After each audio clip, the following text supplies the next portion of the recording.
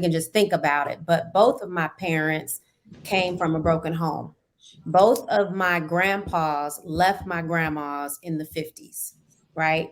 My parents got married and they said, we're going to do better than that.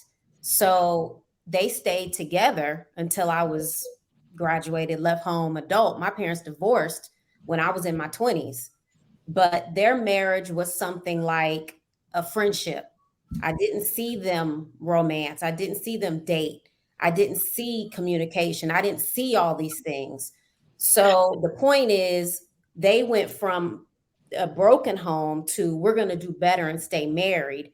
And what I'm noticing is back then in the 50s, we had a lot of broken homes. We had a lot of parents, dads leaving, right? And instead of the next generation saying, hey, we're going to try to do better, the best that we can do, it continued. That brokenness continued, right? Then the pride steps in with the women because we're like, okay, these men, my grandma got left, my mama got left, and you know what? I can do it too. I was raised to say, Toya, make sure you have your own. Make sure you can take care of yourself.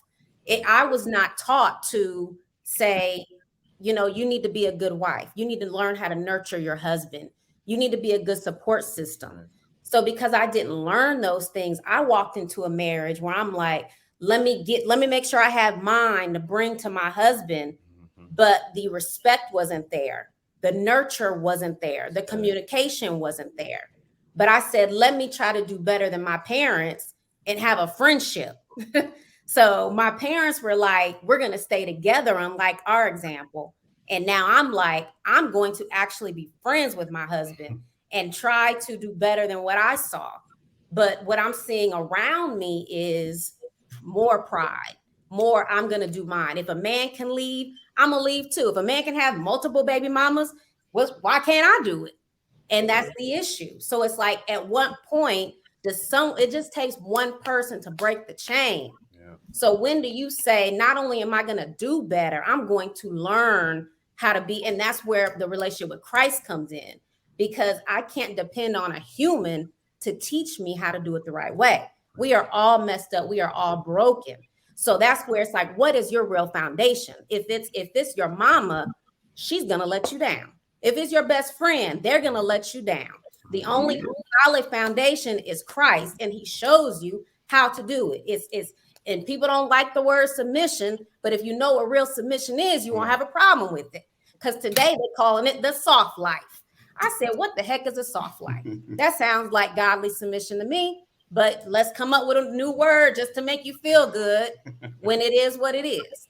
So my thing is, you have to make a decision to say, I see this and this is pride. Now, how am I going to do better? How am I going to do better? And I can't look at everybody around me because everybody's messed up. So what are you really, really going to do? And like I said, it's pride. Yeah. It is pride. It is pride. It is pride. I can do it. They gonna do it. I don't care if that's a man. I can do what he's doing. Oh, man. I can get a job. I can run my house.